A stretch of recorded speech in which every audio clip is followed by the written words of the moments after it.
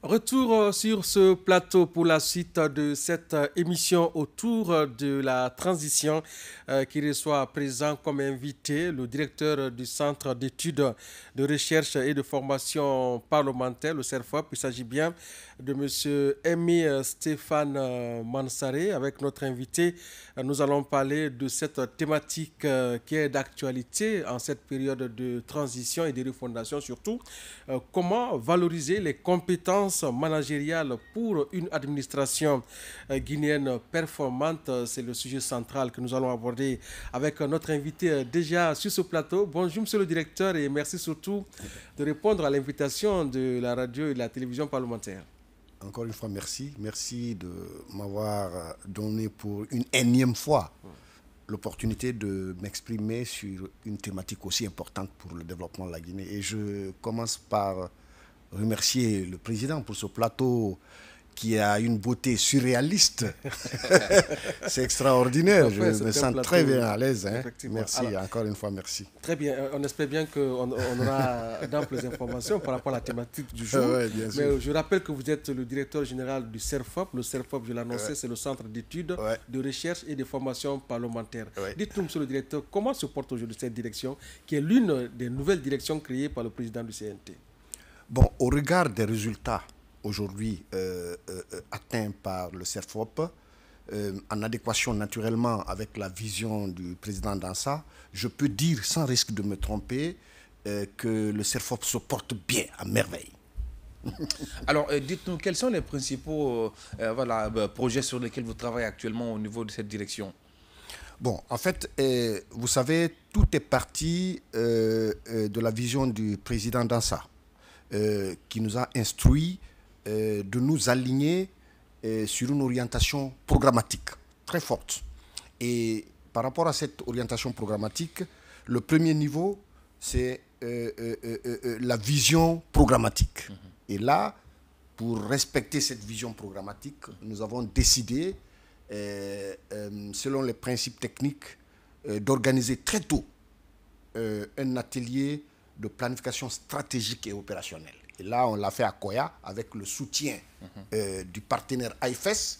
Et durant 120 heures, on a pu sortir un plan stratégique et un plan opérationnel. Et sur cette base, on peut dire que bien avant cet atelier, il y a eu un atelier de planification du CNT. Donc on s'est aligné.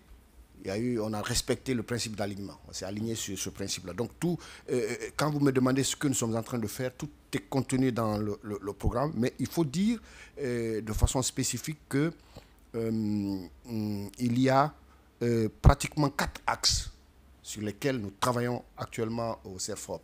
Le premier axe, c'est les études et la recherche. Le deuxième axe, c'est vraiment la formation dans le sens propre du terme. Et puis, la troisième orientation que le président a bien voulu nous confier, c'est la question du genre. C'est pourquoi on a une division genre là-bas. Donc, de façon très spécifique, on peut s'en tenir à ces trois. Parce que le quatrième axe, on va le discuter tout à l'heure. Alors, il faut rappeler sur l'aspect, notamment l'axe 3, et vous l'avez dit, notamment la formation. Alors, ces derniers temps, on a constaté que le CERFOP organise des conférences à l'initiative de votre direction, à l'intention également de travers le CNT. Dites-nous, quel est l'objectif de ces séries de formations? En fait, pour parler de l'objectif de ces séries de formations, il faut revenir au PAERF. Je crois qu'on a souvent vendu ce PAERF ici. C'est le programme prioritaire d'appui aux études, aux recherches et aux formations parlementaires. C'est notre programme phare qui est porté par le CERFOP. Naturellement, porté par le CERFOP. Parce que qui est adossé aussi naturellement, au PAO du CNT. Naturellement, il y a le PAO du CNT, il y a le PAO du CERFOP.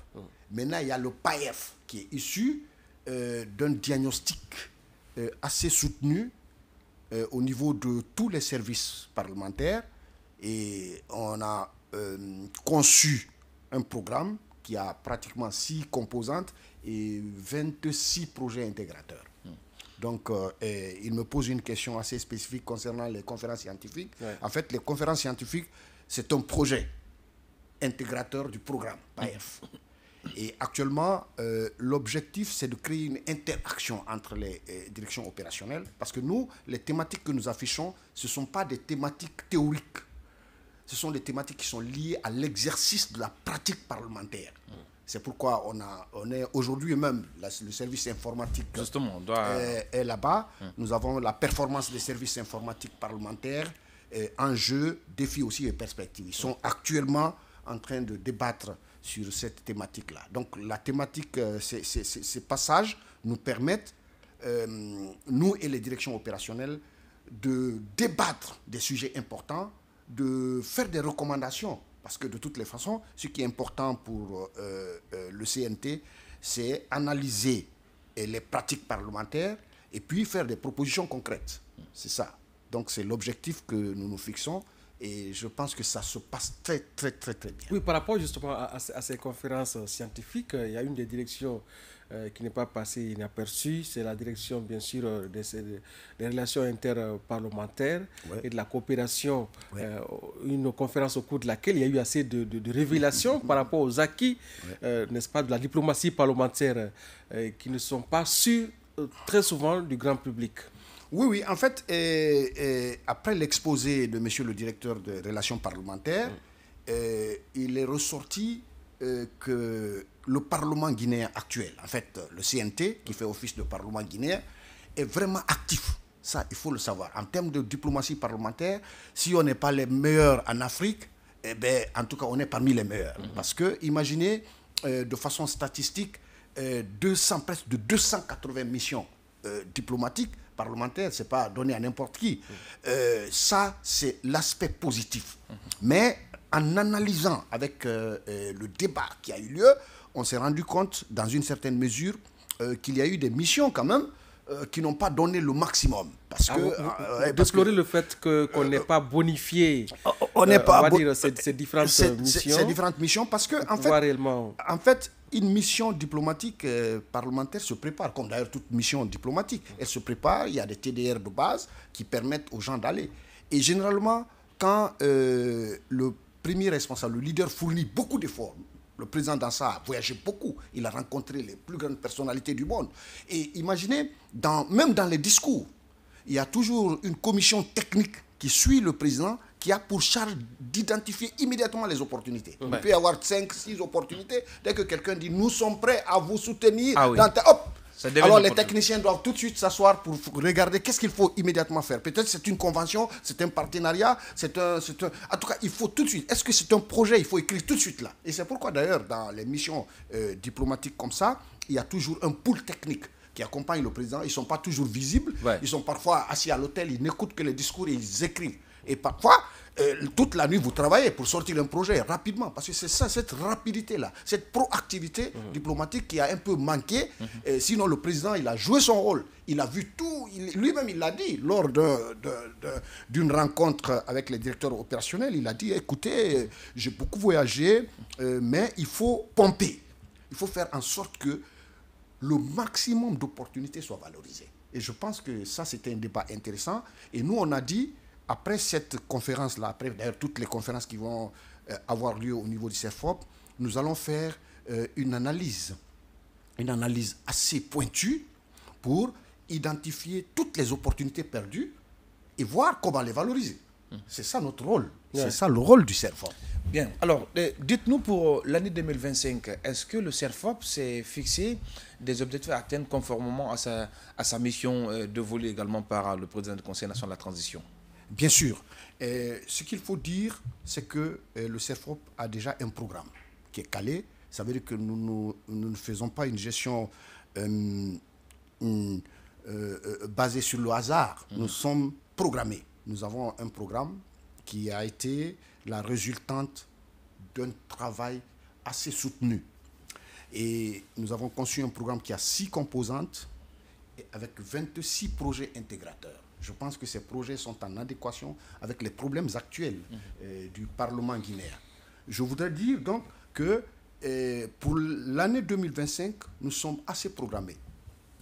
première action, nous allons tout faire pour que la deuxième partie du PAERF, parce que nous avons fait une prévision budgétaire, il y a des actions qui seront financées par les partenaires techniques et financiers. Ça, on est en train de travailler avec M. Oloko, je pense que... mais toutes les actions que nous pouvons mener sans avoir besoin des partenaires techniques et financiers, là, on est en train de les mener déjà, comme je vous l'ai dit tout à l'heure, les conférences scientifiques et tout. Donc, mais ce qu'il faut dire pour 2025, nous avons un challenge, c'est doter le CNT d'un guide d'ingénierie de la formation, des études et de la recherche parlementaire. Ça, c'est extrêmement important. Nous sommes en train de travailler. Je crois que le draft 0 est déjà prêt. On est en train de travailler. Peut-être qu'il y aura un séminaire où peut-être les journalistes, tout le monde sera là parce que vous aussi, vous avez besoin de formation. Oui. On va travailler sur cet outil important qui va permettre au CNT d'avoir une orientation andragogique, pédagogique sur toutes les formations possibles au CNT. Parce qu'il ne s'agit pas de faire les formations. Bien. Il faut savoir dans quel format. Il faut donner. Alors, on va revenir maintenant sur le thème de cette émission. Oui, tout à fait. Voilà. Avant de rappeler le thème que nous allons aborder tout à l'heure, on sait quand même, vous l'avez dit, comment vous comptez exploiter tous ces acquis que ces conférences scientifiques vont produire. Ça, c'est la première question. L'autre question, c'est celle de savoir, à part ces directions opérationnelles, est-ce que vous avez d'autres segments de l'administration parlementaire sur lesquels vous comptez agir pour pouvoir continuer la dynamique de cette conférence scientifique-là? Alors, les conférences scientifiques préparent un grand diagnostic. Ça, je demande au secrétaire général d'accepter que je le dise. Déjà, nous avons fini les termes de référence d'un diagnostic institutionnel et organisationnel de tous les services techniques du CNT. Je crois que les documents sont prêts. Nous avons tous les outils qui sont prêts. Il suffit maintenant que le patron de l'administration parlementaire donne le quitus et puis le CFO va commencer à faire cette évaluation institutionnelle et organisationnelle. Et ça va permettre de déceler les incohérences, les chevauchements. Et nous allons faire des propositions concrètes pour que nous ayons une administration parlementaire, je ne dis pas parfaite, parce que ça, la perfection, elle est divine, mais une administration capable d'atteindre les objectifs que s'est fixé le président du CNT. Parce que de toute façon, il a une vision pour le CNT. Il faut qu'on atteigne cette vision-là. Il faut qu'on atteigne les objectifs qui s'est fixés. Donc ça, je vous dis que nous sommes en train de travailler. Mais ce qu'il faut retenir, c'est que ces conférences aussi nous permettent d'avoir une base de données. Parce que chaque direction opérationnelle passe. Et vous avez vu le canevas du débat, nous parlons des enjeux, nous parlons des défis et des perspectives. Et à l'issue des débats, nous avons des recommandations opérationnelles et stratégiques. Donc ça, c'est extrêmement important. Et c'est pour vous dire que nous, dans les 2 mois qui suivent, nous allons sortir un rapport, qui ne sera pas un rapport caché, sur l'état des lieux. Au niveau des services et organes du CNT. Donc ça, c'est extrêmement important. Et vous demandez aussi de savoir s'il y a un élargissement éventuel. S'il y a un élargissement, oui. En fait, on a beaucoup de demandes. Beaucoup veulent venir faire des communications ici. Parce que pour le moment, nous nous concentrons sur le CNT. Parce qu'il s'agit... C'est du CNC, il s'agit.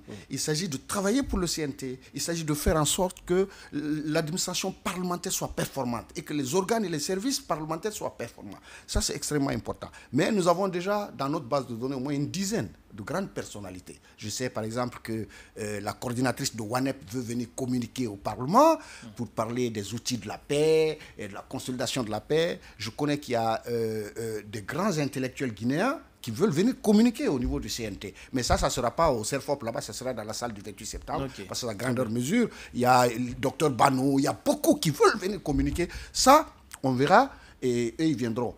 Mais ça, c'est après avoir conduit le diagnostic institutionnel et organisationnel. Nous avons présenté au président, maintenant on ouvre le débat. Et je pense que vous devez passer bientôt. Hein. Je crois que la direction de la communication, c'était en réunion tout à l'heure. La direction de la communication et de l'innovation. L'innovation. Alors ça, là, c'est le président qui l'a dit. Alors là, c'est extrêmement important. Vous devez passer probablement la semaine prochaine ou la semaine qui suit. Donc c'est extrêmement important. Je pense que ce sera un débat intéressant. Aimé Stéphane Mansaré, directeur du Centre d'études de recherche et de formation parlementaire, notre invité ce matin dans cette émission autour de la transition. Abordons à présent, monsieur le directeur, la thématique centrale que nous comptons échanger sur laquelle nous comptons échanger avec vous. Il s'agit bien de la question suivante. Comment valoriser les compétences managériales pour une administration guinéenne performante? Alors, première question déjà, quel diagnostic que vous faites actuellement de l'administration guinéenne? En fait, peut-être le diagnostic que je fais de l'administration guinéenne en tant qu'expert guinéen quand même, je suis un expert guinéen qui a participé au moins à 3 études sur l'administration publique guinéenne avant que je ne sois naturellement au CNT. Est-ce que je vais parler de cette expertise et mon constat de toutes les façons? Ce n'est plus le directeur du CEFOP qui parle. C'est l'expert qui parle. Je dis, sans risque de me tromper, comme l'a dit un ami de la Banque mondiale, quand on a fini une évaluation assez pointue, il m'a dit, M. Massaré, malheureusement, très malheureusement, l'administration publique guinéenne est sinistrée. Vous voyez le sens du mot sinistré. Ça veut dire que les fondamentaux sont perdus. Il faut des réformes profondes pour relever cette administration publique guinéenne. Parce que, en fait, vous savez, dans les observations de base concernant les administrations publiques, on dit généralement que quand vous avez une administration publique performante, vous avez la chance de vous développer, toute nation. Mais si l'administration publique elle-même devient un obstacle du développement, ça devient très inquiétant. Et je ne dis pas que nous sommes exactement dans cette situation, mais nous sommes proches de cette situation. Parce qu'en fait, 2 paliers pour une administration publique performante. Premièrement, des services et les métiers de la République bien organisés, sans chevauchement, qui permettent d'atteindre les objectifs que se fixe un État par rapport au développement. Deuxièmement, la gestion des compétences. Comme je le dis, la gestion des compétences. Il faut gérer les compétences parce que je vous fais une petite anecdote avec le président Senghor. Quand il est arrivé au pouvoir, c'était la même chose. Nous sommes en Afrique. L'administration, il est difficile de gérer une administration publique en Afrique comme si on était en Europe. Parce que nous sommes assez subjectifs, nous sommes sensibles. Il y a le social, il y a le social qui existe. Mais le président Senghor a fait quelque chose qui est très intéressant. Il a dit, faites-moi 3 groupes avec des experts, donnez-moi, faites la catégorisation sur 3 groupes de métiers de la République. Le premier, c'est l'intouchable, c'est-à-dire des métiers de la République qui permettent le développement. Ça, on ne touche pas. Son ethnie ne l'envoie pas là-bas. La politique ne t'envoie pas là-bas. Et tes relations ne t'envoient pas là-bas. C'est ta compétence et ton intégrité. Ça, c'est les intouchables de la République. C'est ça. Donc là, il faut faire en sorte que même les textes ne permettent pas à un intrus d'arriver à ces postes-là. Parce que ça va faire mal à l'État. Deuxième groupe, puisque nous sommes dans un système politique, il n'y a pas de problème. On peut avoir des postes mixtes où les gens ont besoin de compétences, mais aussi, ils ont besoin quand même, parce que quelqu'un qui vous a applaudi longtemps, naturellement, il a mouillé le maillot, comme on le dit en Guinée, naturellement, il faut lui donner un poste. Mais il faut être sûr qu'il a la compétence pour exercer le poste. Même si en compétition avec d'autres personnes, vous le prenez, mais vous savez qu'il ne fera pas de dégâts. Parce qu'il a quand même la compétence, mais il a aussi l'engagement politique, comme on le dit. Ça, c'est la deuxième catégorie. Ça, c'est la deuxième catégorie. Là, on ne peut pas aussi mettre n'importe qui, parce qu'il faut 2 critères. Le premier critère, naturellement, c'est la compétence aussi. Deuxième critère, c'est ton engagement politique. Ce n'est pas interdit. Alors, troisième groupe, ça, c'est le groupe des tocards, comme on le dit en langage simplifié. C'est vraiment des postes et des métiers qui n'ont pas d'impact direct sur les dynamiques de développement. C'est-à-dire quand on doit recruter celui qui supervise les balayeurs d'ici, il suffit de l'expliquer un peu comment on veut voir le coin propre. Il peut le faire. Il n'a pas besoin d'une expertise extraordinaire. Là, vous pouvez mettre tous ceux qui ont applaudi, tous ceux qui ont fait tout, vous pouvez les mettre là-bas parce que ça n'a pas d'impact sur... Donc, mais quand vous mélangez, vous mettez... Vous voyez, il y a 3 groupes. Les récompenser à la tête des experts, les experts au niveau des... Non, quand vous mélangez, vous créez un trouble qui bloque les dynamiques de développement. Et ça, c'est extrêmement dangereux. Je ne dis pas que nous sommes exactement dans ça, mais c'est à peu près. Donc, encore une fois, moi, je dis, pour une administration publique qui veut pouvoir jouer le rôle de tremplin pour le développement de la Guinée, il faut catégoriser. il y a des postes éminemment techniques. On ne peut pas envoyer quelqu'un parce qu'il a mouillé le maillot, parce qu'il a fait ça. C'est l'intégrité et la compétence. Ça, c'est clair. Les autres groupes, il n'y a pas de problème, on peut jouer dedans. Donc, il faut faire cela. Je disais aussi que il faut que les services soient bien organisés, il faut aussi que les compétences soient bien gérées. On va en parler. Alors, dans une de vos tribunes, vous avez estimé que le renforcement des compétences managériales n'est pas considéré comme une priorité stratégique d'un investissement de l'État. Comment l'expliquez-vous? Oui, en fait, si vous observez la Guinée, on n'a pas encore une définition des compétences.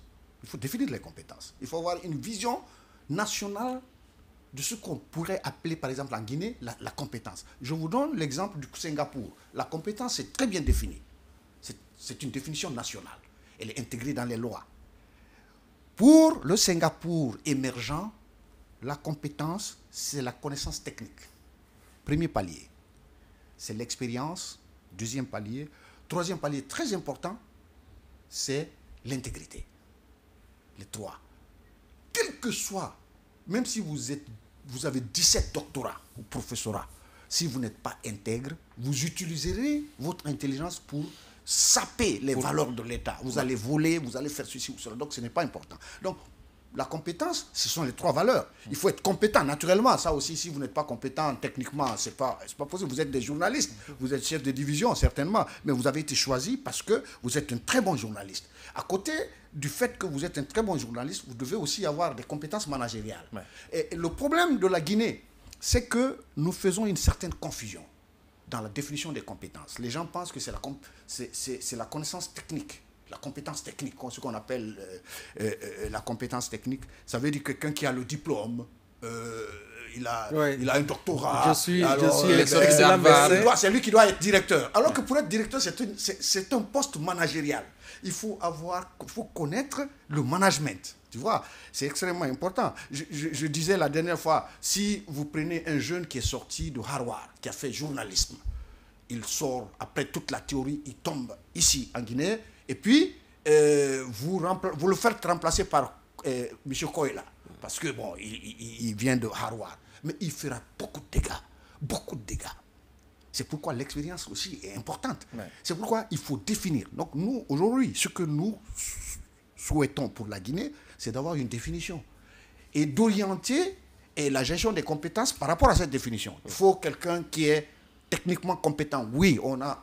Mais quelqu'un qui est aussi intègre, mais quelqu'un qui a de l'expérience. Mais ce qui est important, si vous observez bien l'architecture administrative de la Guinée, vous verrez qu'il y a pratiquement les trois niveaux de management. Okay. Il y a le niveau des top managers. Je le dis régulièrement, les top managers, ce sont des positions où ce qui est important, c'est le management. Un ministre... Pas la compétence technique. La compétence technique, elle est importante. Mais quand vous êtes en action, vous n'utilisez que le management, en fait. Un ministre de la République, par exemple. Oui, c'est pourquoi vous voyez, Bernard Kouchner était médecin, mais ministre des Affaires étrangères, un grand ministre. Ouais. Et il y a eu l'un des plus grands présidents de la Banque mondiale, c'était un médecin. Vous voyez, donc le management, c'est le management. C'est pas parce que tu as un doctorat, tu vas dire non, mais je vais être directeur.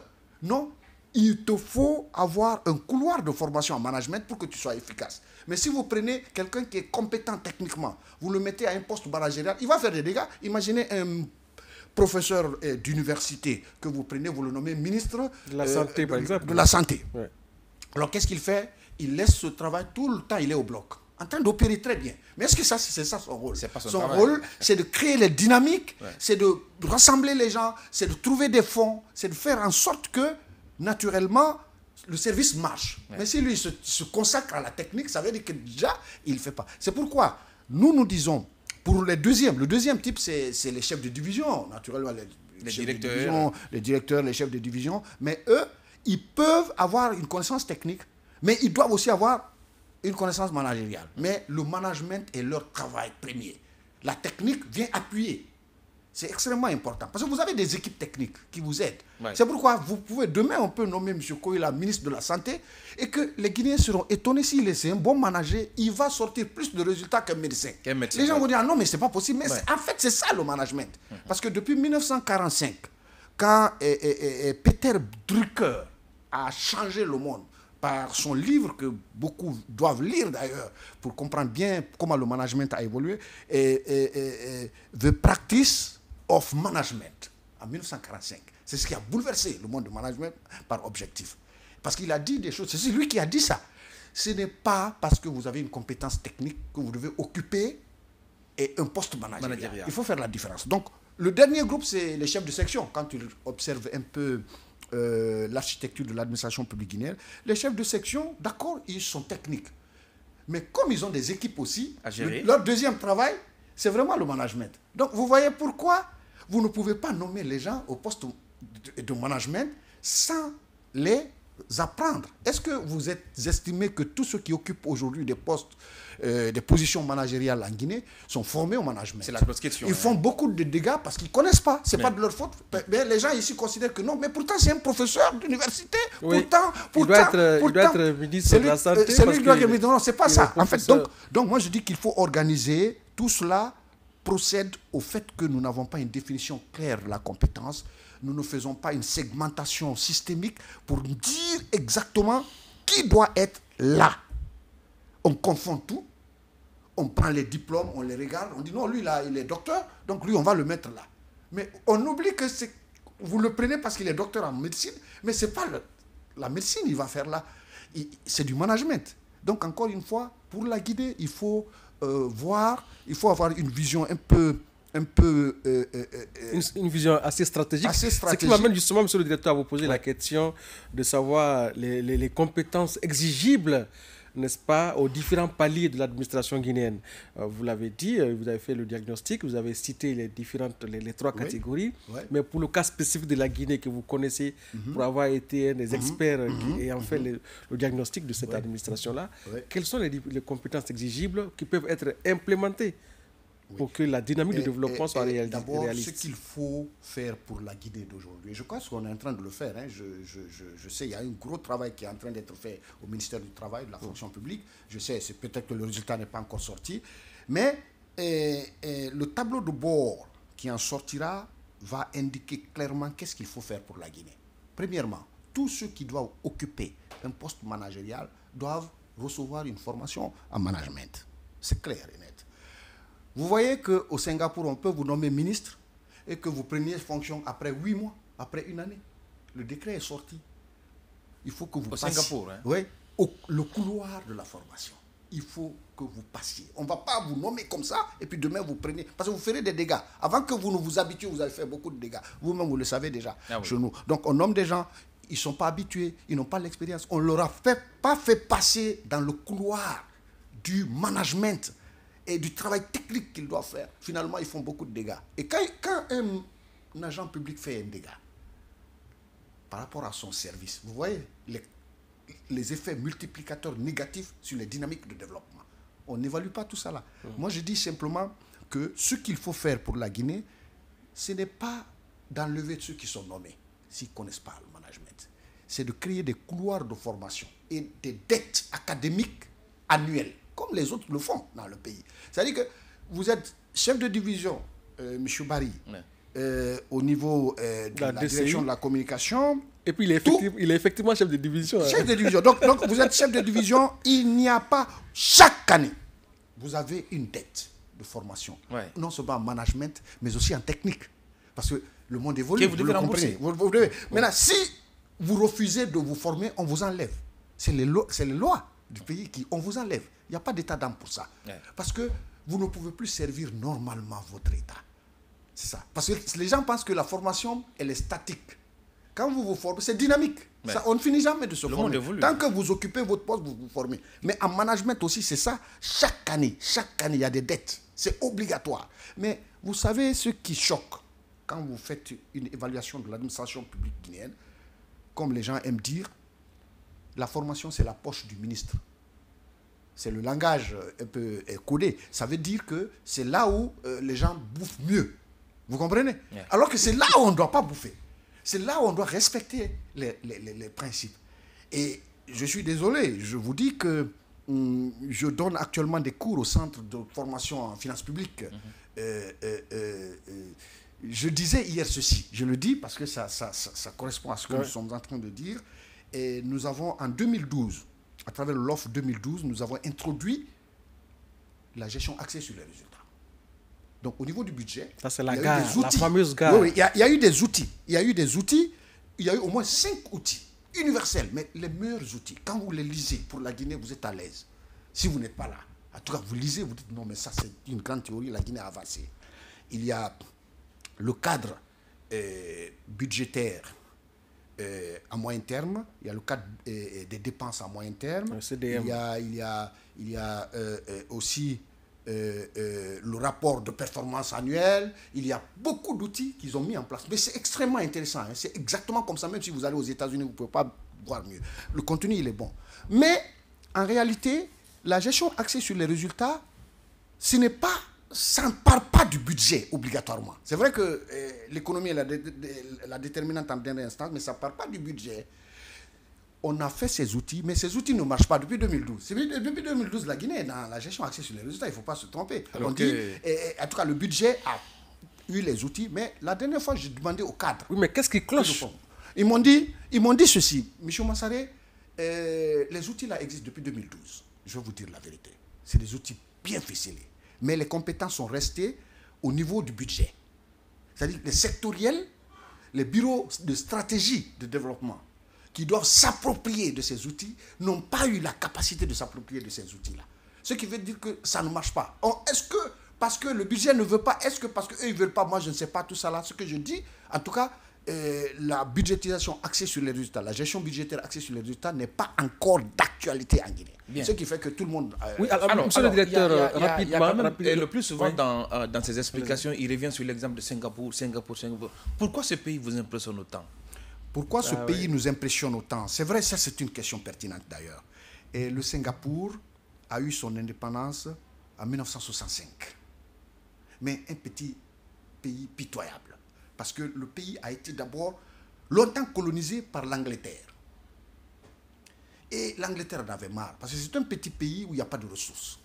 L'Angleterre l'a cédé à la Malaisie, qui est un pays voisin. La Malaisie aussi l'a exploité. Ils sont venus leur dire, bon, écoutez, vraiment, débrouillez-vous. On vous laisse. Vous comprenez? Ouais. Quand c'est celui qui te colonise qui te laisse. Tu n'as même pas lutté. Vraiment... Maintenant, eux, ils se sont battus pour faire des délégations, aller voir la Malaisie. Pardon, ne nous abandonnez pas. Parce que à Singapour, même l'eau, il n'y a pas d'eau potable. C'est ça. On importe l'eau. Finalement, la Malaisie a refusé catégoriquement. Alors, Lun Kuai-yu, qui était le grand leader, a dit, alors là, nous sommes devant le mur. C'est ou mourir, ou se relever, se développer. Ou exister. Donc, il a mis les bouchées doubles. Les bouchées doubles en 20 ans seulement. 20 ans seulement. Aujourd'hui, en termes d'indicateurs croisés, je peux dire que le Singapour est l'un des pays les plus développés du monde. Quel était le mécanisme? Comment c'est ça. Mais le mécanisme va t'étonner parce que si tu es trop démocrate, ça ne te plaira pas parce qu'ils ont dit beaucoup, c'est un dictateur, il tue les gens, il fait ceci, mais sans fouille. D'abord, première chose, décision il a eu à prendre. Il dit, bon, écoutez, dans ce contexte-là, est-ce qu'on peut suivre les théories occidentales qui prônent le multipartisme? Ça va disperser. La liberté, ça va nous disperser. La démocratie. Il dit, bon, donc moi, je préfère.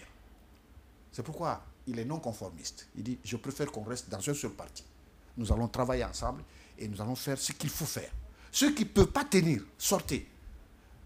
Il a appelé tous les intellectuels dans un comité de réflexion. Il leur a dit, bon, je vous donne la liberté, réfléchissez sur tout ce qu'on peut faire pour développer le Singapour. Ne vous souciez pas des moyens, parce que ça va vous bloquer dans vos réflexions. Ouais. Donc, ils ont tout fait. Ils l'ont déposé. Il a dit, non, on peut faire. On peut faire.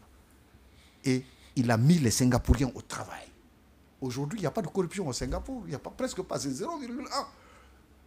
La masse critique est très petite. Donc aujourd'hui, le Singapour a pris de l'avance. Et je dis ce qui m'a impressionné sur le Singapour, parce que même les Occidentaux qui viennent aujourd'hui donner les cours à l'université de Singapour, ils restent. Beaucoup, 50% restent. Ils disent que c'est un peu le petit paradis. Parce que voici le seul pays où le musulman peut aller prier à l'église. C'est-à-dire que la tolérance religieuse existe dans les mentalités. Ce n'est pas le problème de quelqu'un. Vous comprenez? C'est le seul pays où, pour quitter un autre pays venir à Singapour, le temps, parce que Lin Kuan Yew est parti, il a réduit le temps des tracasseries de papier. Il a dit, je veux en 15 minutes. Quelqu'un qui vient, il a fini de résoudre tous les problèmes. Réfléchissez. Les formalités. Ouais, toutes les formalités. Et il a réussi. C'est exactement comme ça aujourd'hui là-bas. Alors, mais que tu vois, ça veut dire que quelque part, en termes d'indicateurs croisés, je dis aussi, j'ajoute 2 petits indicateurs, il y en a beaucoup. L'administration publique est la plus performante du monde. C'est clair. Les indicateurs sont là. L'administrateur public, là-bas, c'est le privé. On va là-bas quand on n'a pas eu de place. Ensuite, tous les cadres de Singapour ont leur maison. Parce que généralement, quand j'ai fait une enquête ici avec l'Union européenne sur les questions de corruption et sur les cadres, un des points qui revenait toujours, c'est pour construire. Je veux construire. Ouais. Je veux avoir une maison à Conakry, je veux avoir une maison à Conakry. Donc c'est pourquoi je détourne. Tout le monde a une maison. Tu vois? Donc encore une fois, c'est pourquoi Singapour m'inspire. Parce que c'est vrai, la Guinée aussi a des problèmes. Mais Singapour avait plus de problèmes parce que nous, au moins, on s'est battu pour avoir notre indépendance. Partant de l'exemple singapourien, on va dire, nous sommes en transition, nous sommes en refondation. Exactement. Alors, pensez-vous que c'est possible d'implémenter l'approche singapourienne dans le cadre, bien sûr, de... Moi, je trouve que c'est bien possible. C'est bien possible. C'est vrai que quand vous faites une analyse des 2 peuples, les Asiatiques sont un peu plus disciplinés. Naturellement, ça c'est comme ça. Oui. Les Asiatiques sont plus disciplinés. Nous sommes nihilistes à l'extrême. Nous sommes nihilistes. Nous nous intéressons. Par exemple, nous ne faisons pas la différence entre un processus démocratique et le développement. Est-ce que le développement on veut? Est-ce qu'on pense que la démocratie nous donne le développement? Est-ce que, tu vois? Pourtant, le Singapour est passé d'une certaine dictature positive pour arriver au développement. Et nous voulons le développement. Est-ce que la forme de démocratie que nous voulons implémenter en Guinée, est-ce que ça ne... c'est pas aussi un blocus pour le développement? De toutes les façons, moi, je sors de toutes ces analyses, je dis simplement que pour réussir un processus de développement, il faut être aussi parfois non conformiste. Il faut créer une adéquation entre les réformes et la réalité de votre pays, en ayant une vision de développement. Parce que nous voulons du développement. Si c'est un royaume qui nous envoie du développement, ben pourquoi pas? Si c'est une dictature positive qui nous envoie le développement, ben pourquoi pas? Et ce qui est important, c'est que c'est l'adhésion du peuple. Et la différence entre le Singapour et la Guinée, c'est que les peuples asiatiques en général sont disciplinés, ultra disciplinés. Ils ont une vision, ils vont vers la division. Nous sommes nihilistes, nous aimons du débat de forme. Personne ne croit en l'autre. Même quand il fait du bien, puisque ce n'est pas moi qui fais, eh ben, je ne suis pas d'accord. Alors, il faut qu'on sorte de ça. Je pense que cette fois-ci, je le disais la dernière fois, je dis, 2 fois, j'arrive à appeler le général Doumbouya. Je l'appelle un peu le Lin Kuan Yew de la Guinée. Le Lin Kuan Yew. Lin Kuan Yew, oui, de la Guinée. Parce que pourquoi? Vous savez, le président Dansa a dit une fois, il dit, les grands leaders ne viennent pas tous les siècles. Ouais. Si vous avez la chance d'avoir quelqu'un qui ose affronter les réformes difficiles, dans un contexte difficile, dites Dieu merci, parce que lui, il affronte au moins et les réformes difficiles. Et il pose des actes qui ont un impact direct sur le développement. Mais aménager son espace au lieu de le contester, parce qu'on ne peut pas rejeter les évidences. Même si tu ne veux pas, il va rester. Mais si vous lui créez trop de problèmes, il change. C'est ça. C'est ça. Donc, encore une fois, moi, je souhaite que les Guinéens sachent lire les évidences et sachent aider les leaders à atteindre les objectifs qu'ils veulent qu'ils atteignent. Oui, le problème de la Guinée, surtout de l'administration, c'est la question de la corruption. Exact. Au regard, bien sûr, de tout ce que nous constatons. Alors, dans un tel contexte, quelle est l'approche qu'il faille avoir? Oui, vous-même, vous le dites, vous avez dit qu'il y a des petits changements. Aujourd'hui, le budget national de développement de la Guinée est en train de soutenir. Même il y a des villes que moi j'ai connues il y a 20 ans. Depuis 50 ans, ils m'ont dit, ils n'ont pas eu de goudron. Jamais. C'est vraiment comme des zones rurales. Mais aujourd'hui, il y a du goudron, Télimélé, Gawal, mais ce qui est important, vous savez, ça, c'est dû, c'est vraiment le budget national qui soutient. C'est ce qui est très important. Donc, au-delà de ça, il pose une question assez centrale liée à la corruption. Je pense qu'aujourd'hui, que la corruption a atteint un niveau inquiétant à Guinée. Et moi, je dis, je ne vais pas rentrer dans le détail, on n'a même pas le temps pour rentrer dans le détail. Je dis simplement que si nous maîtrisons le phénomène de corruption, le phénomène de détournement organisé, systématisé, je ne rentre pas dans le détail, on peut relever les recettes publiques. Et on peut les multiplier par 10 en 1 ou 2 ans. C'est clair et net. Et tous les spécialistes le reconnaissent qu'on peut le faire.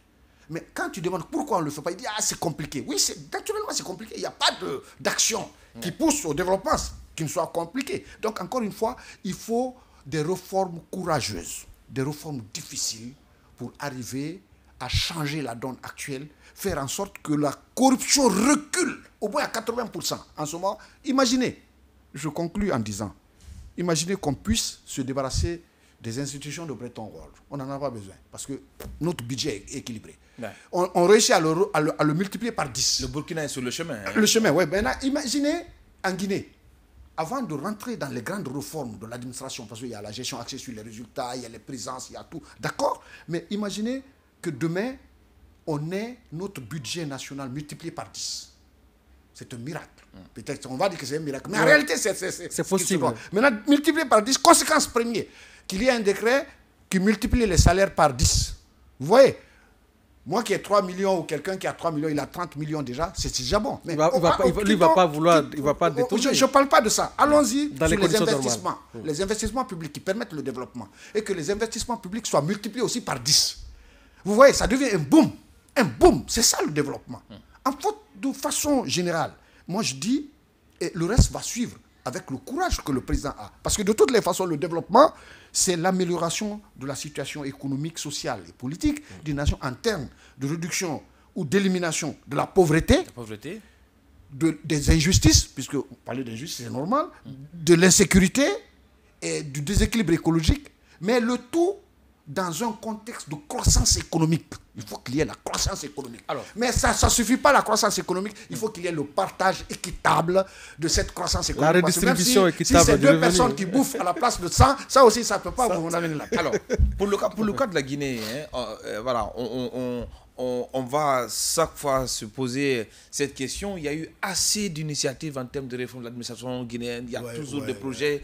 Alors, selon vous, pourquoi ça ne marche pas en Guinée ? C'est ça, je vais vous donner la formule que nous appelons actuellement la formule du contenant sain, mais contenant contaminé, mais des contenus sains toujours contaminés par le contenant contaminé. C'est-à-dire que il faut élémentariser. On va élémentariser, on l'a dit la dernière fois.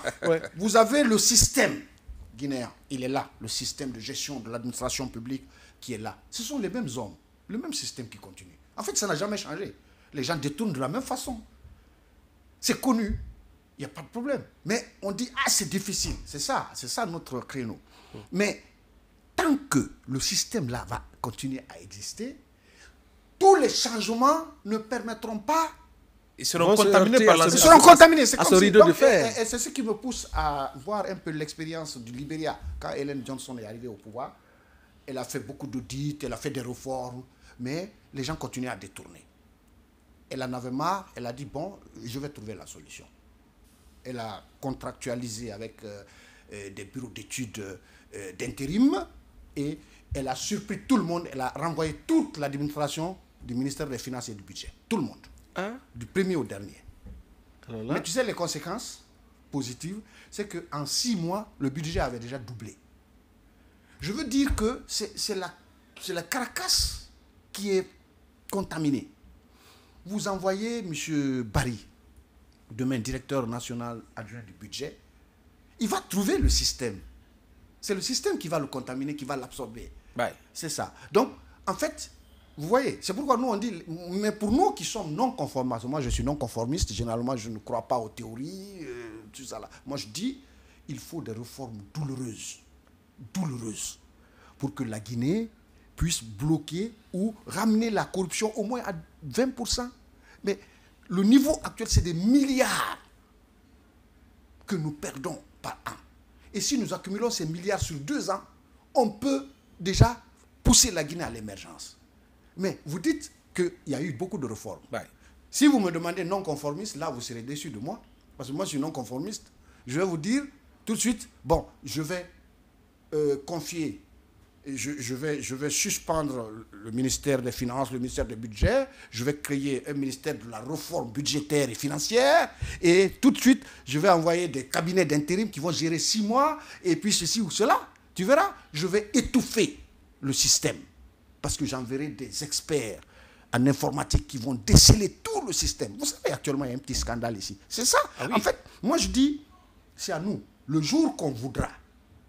Et c'est cette fois-ci, il faut profiter. Parce que je n'ai pas vu encore un président en Guinée, moi, en tout cas par rapport à mon expérience, oui, qui a le sens pragmatique comme le président actuel, qui ose, qui fait des réformes, qui va à l'encontre de moi, n'importe qui que tu sois, même si tu es son ami. Si tu glisses, il te frappe dur. C'est ce que Lil Kouayou a fait.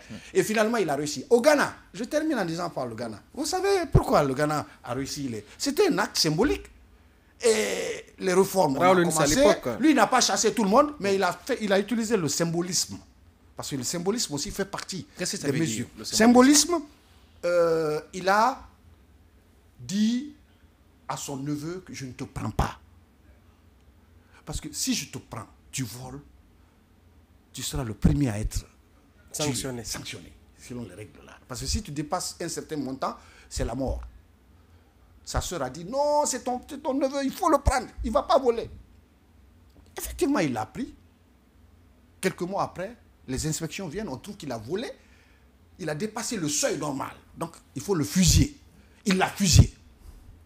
C'est du symbolisme. C'est que le président n'a pas laissé pour son neveu. Donc, quelqu'un qui n'a pas laissé son neveu. Tu as vu, non? Ouais. Tous les administrateurs publics ont pris peur. Maintenant, il a profité, il a engagé toutes les réformes et tout a marché au Ghana. Sinon, le Ghana était plus pourri que la Guinée.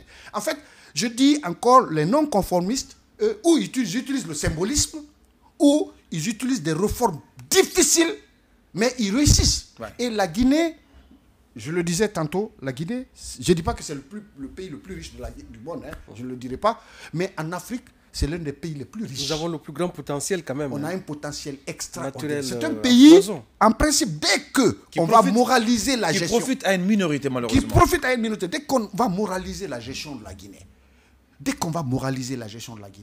la Guinée, ce n'est pas un petit pays.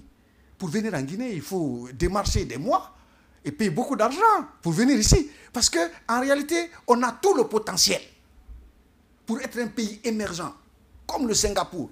Mais malheureusement, nous sommes nous-mêmes le problème de la Guinée. Parce que, imaginez que le peuple même, moi, même quand on te nomme demain, ministre M. Barry, non, il y aura des réunions secrètes. Ça ne sortira pas à la télé, mais les gens vont venir te dire, les sages, ils vont te dire, il faut profiter rapidement. C'est de la déviance administrative. C'est ton tour. Hein, c'est ton tour, il faut faire. Voilà. Tu vois, même le peuple soutient. Ensuite, ceux qui volent et qui réalisent, qui donnent de l'argent. On les qualifie de bénis. On dit, voici des bénis. Ils sont très généreux. Ouais. Nous, on a travaillé dans le système des Nations Unies. Moi, je viens souvent chez moi à Kissidougou.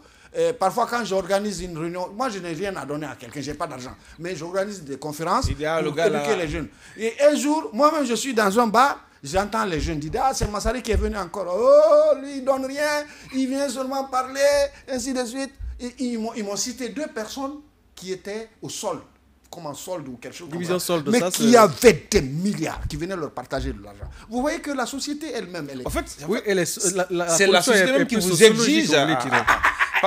Parce que maintenant, il faut un leader pour casser ça. Aujourd'hui, on a l'opportunité d'avoir un Doumbouya. Dans les autres pays, être ministre est synonyme de peur par rapport à ses résultats. Mais ici, en Guinée, être ministre, c'est une opportunité parce que c'est tout le monde qui va chez toi, on danse. Très bien. Alors, le débat est intéressant, le débat est passionnant, mais malheureusement le temps. Nous sommes un peu bousculés par le temps. On aura l'opportunité parce que c'est l'une des missions, naturellement, de ces médias, la télé et la radio parlementaire, c'est de donner la parole à des gens comme vous pour pouvoir réellement enclencher cette dynamique d'introspection et même de création du Guinéen nouveau, la conscientisation de l'opinion publique. C'est important. Merci beaucoup, monsieur le directeur, d'avoir accepté notre invitation. Je l'annonçais tantôt, nous avons reçu comme invité aujourd'hui dans cette émission autour de la transition, monsieur Aimé Stéphane Mansaré. Monsieur Mansaré est le directeur général du Centre d'études de recherche et de formation parlementaire, le CERFOP.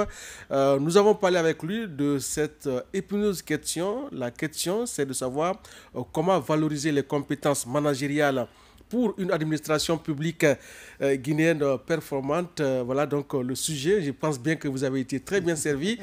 Merci à Mohamed Bari d'avoir partagé ce plateau avec nous. Merci surtout à nos techniciens qui, naturellement, déploient assez d'efforts pour que nous puissions réaliser cette émission. Les programmes se poursuivent sur la radio parlementaire. Vous aurez la rediffusion du journal en langue. Et sur la télévision parlementaire, vous aurez tout à l'heure le journal, l'édition d'information à 21h30 sur Parlement TV. Nous avons eu le plaisir de vous servir sur la télé qui vous ressemble et vous rassemble. Portez-vous bien. Au revoir.